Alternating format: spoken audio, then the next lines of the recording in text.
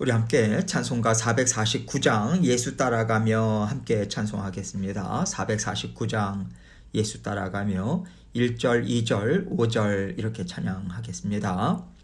예수 따라가며 복음 순종하면 우리 행할 길 환하겠네.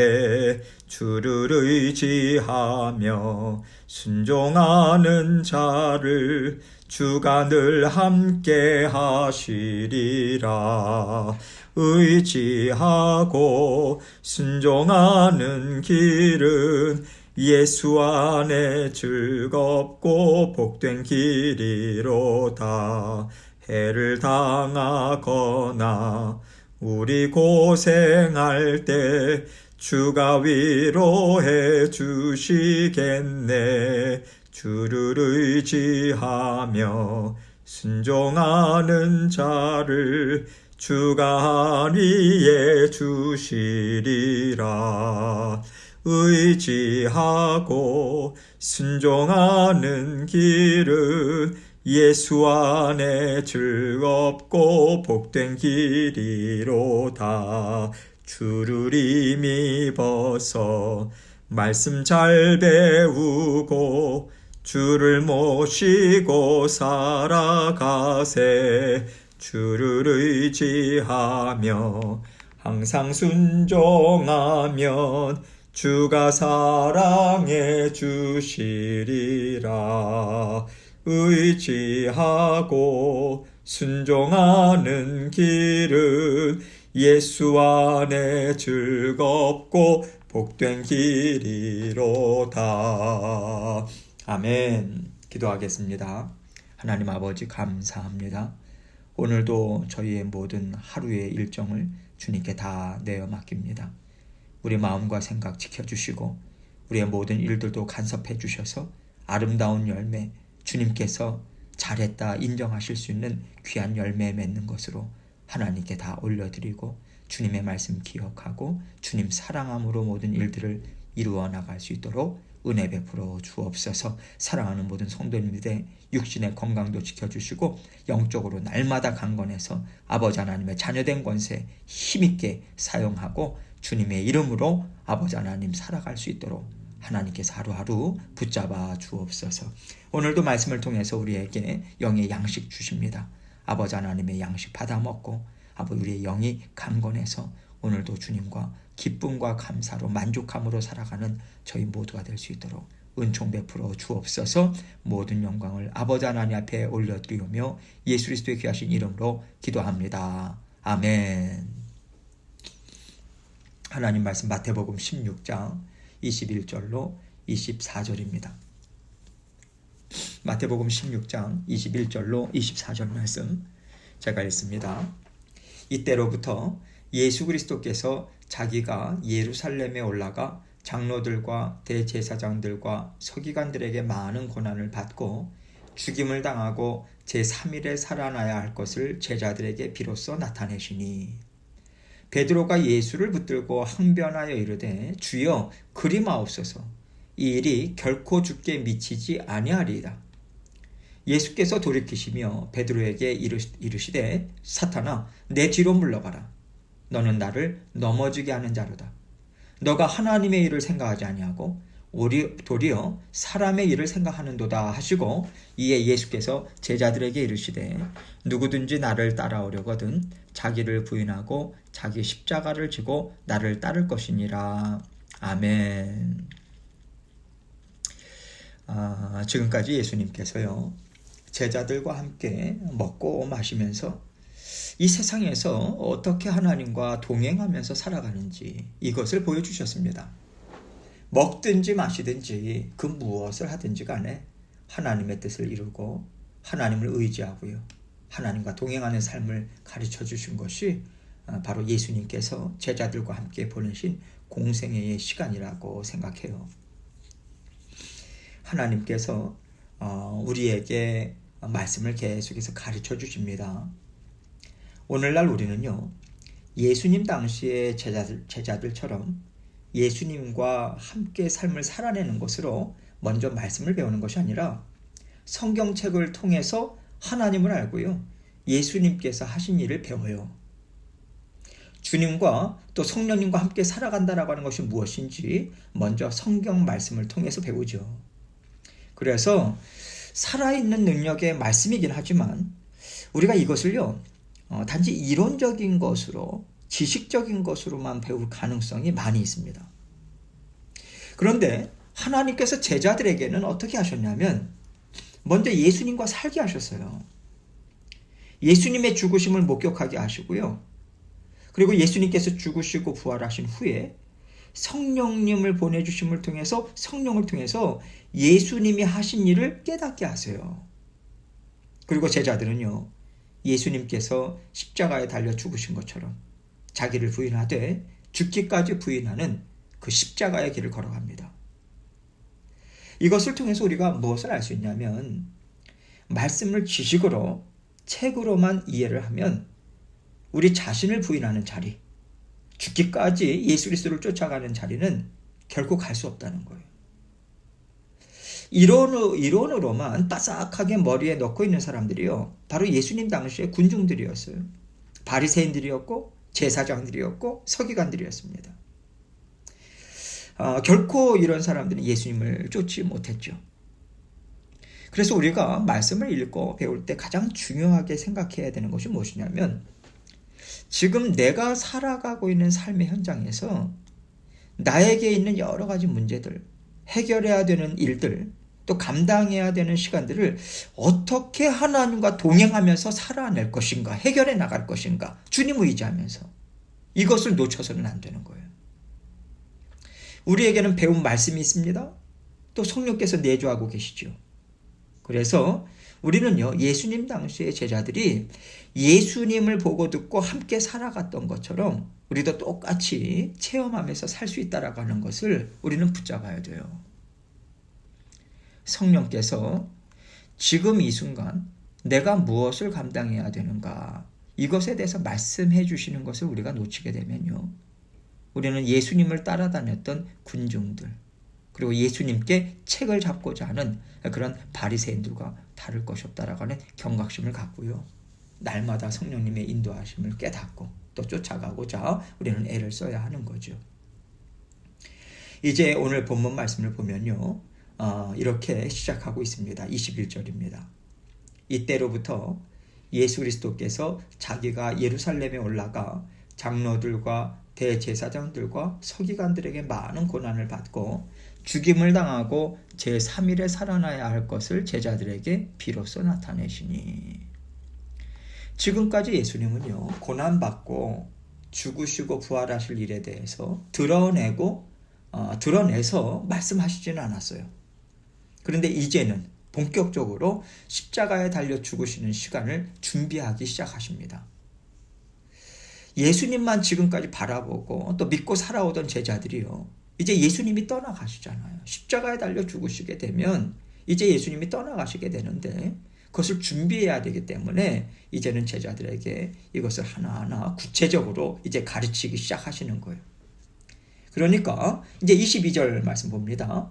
베드로가 예수를 붙들고 항변하여 이르되 주여 그리 마옵소서, 이 일이 결코 주께 미치지 아니하리이다. 지금 베드로가 항변한다고 얘기하잖아요. 이것은요, 아주 강하게 따지듯이 말하는 거예요. 마치 예수님을 나무라듯이 이렇게 얘기하고 있는 거죠. 주님, 그렇게 하지 마십시오. 말도 안 되는 일입니다. 당신은 메시아세요. 아니, 어떻게 메시아가 그들 손에 죽임을 당할 수 있습니까? 그렇게 약한 소리 하지 마세요. 이렇게 말하는 것으로 볼 때 베드로의 믿음이 예수님의 믿음보다 더 큰 것 같아요. 23절입니다. 예수께서 돌이키시며 베드로에게 이르시되 사탄아, 내 뒤로 물러가라. 너는 나를 넘어지게 하는 자로다. 너가 하나님의 일을 생각하지 아니하고 도리어 사람의 일을 생각하는도다 하시고. 예수님께서는 베드로에게 사탄아, 내 뒤로 물러가라, 이 말씀을 하고 계세요.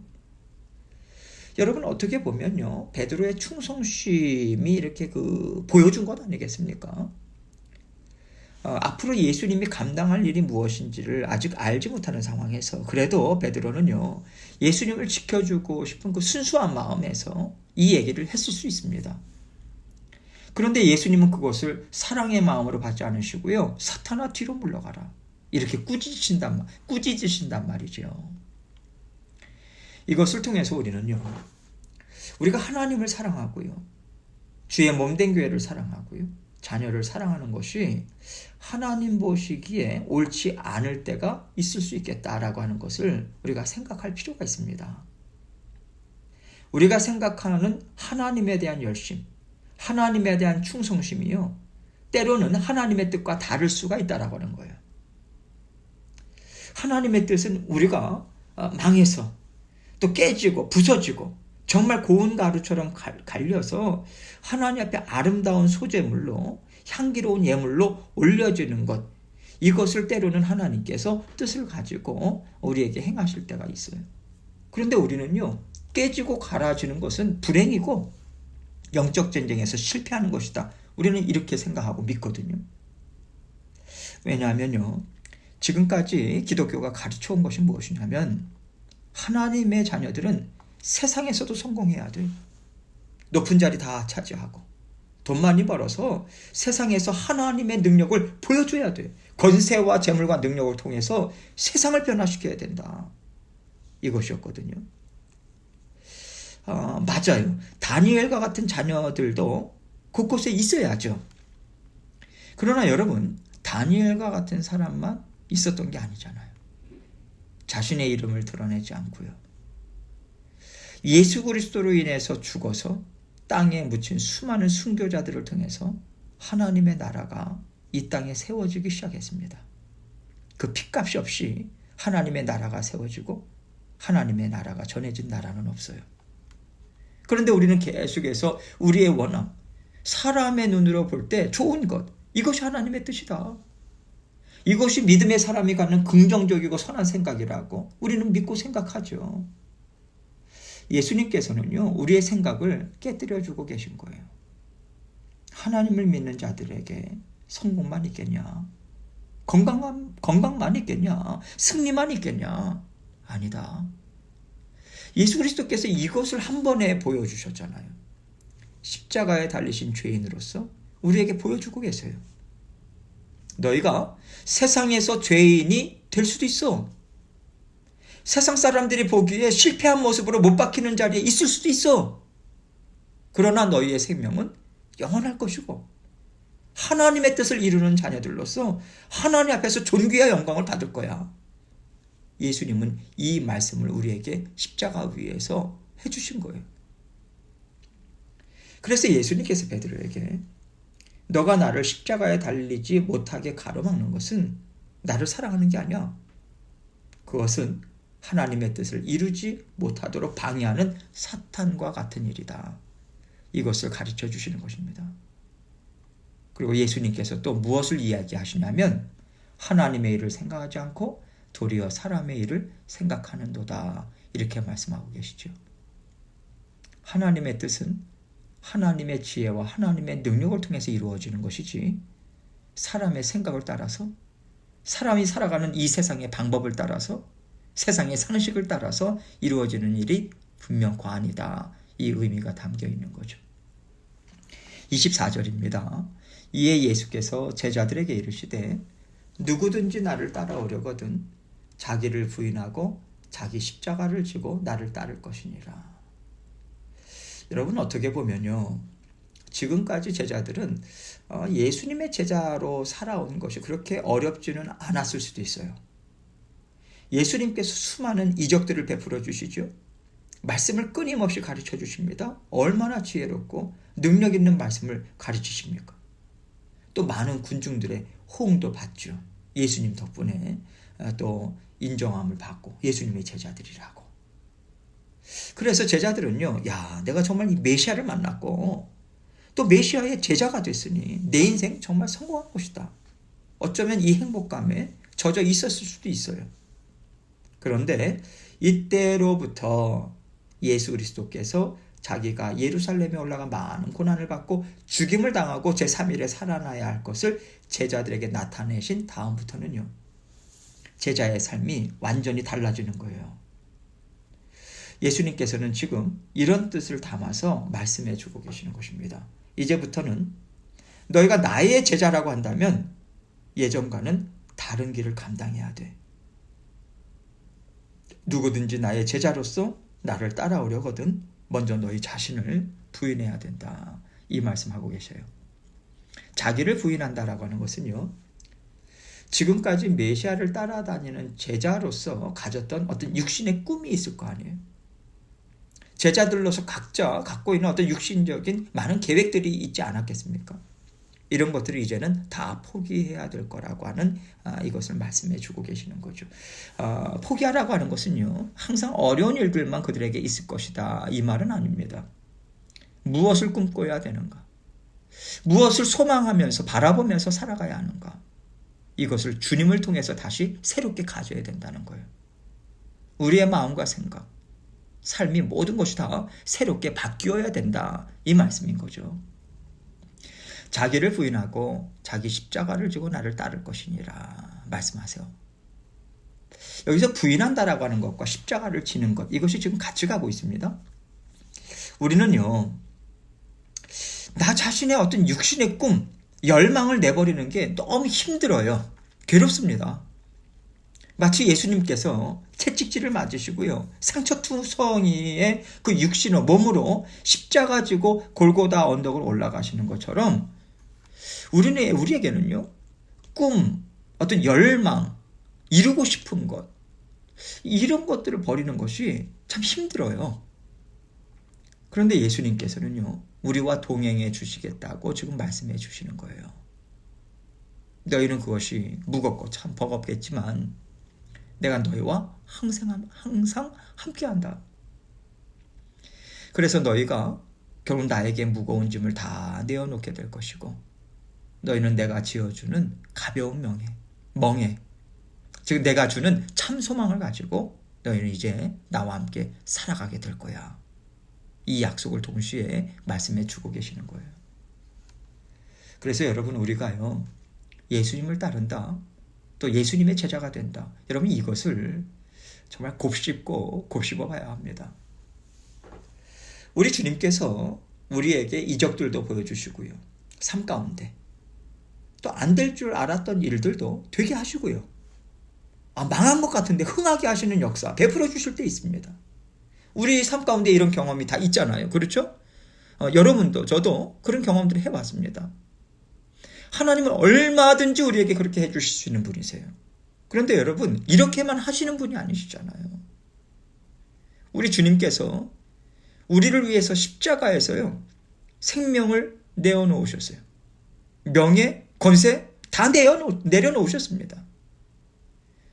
그와 마찬가지로 우리 또한 주님 안에서 이러한 것들을 내어버림으로써 진정한 제자로서 말씀으로 주님과 동행하는 삶을 배우는 것을 하나님께서 진정으로 원하시지 않겠습니까?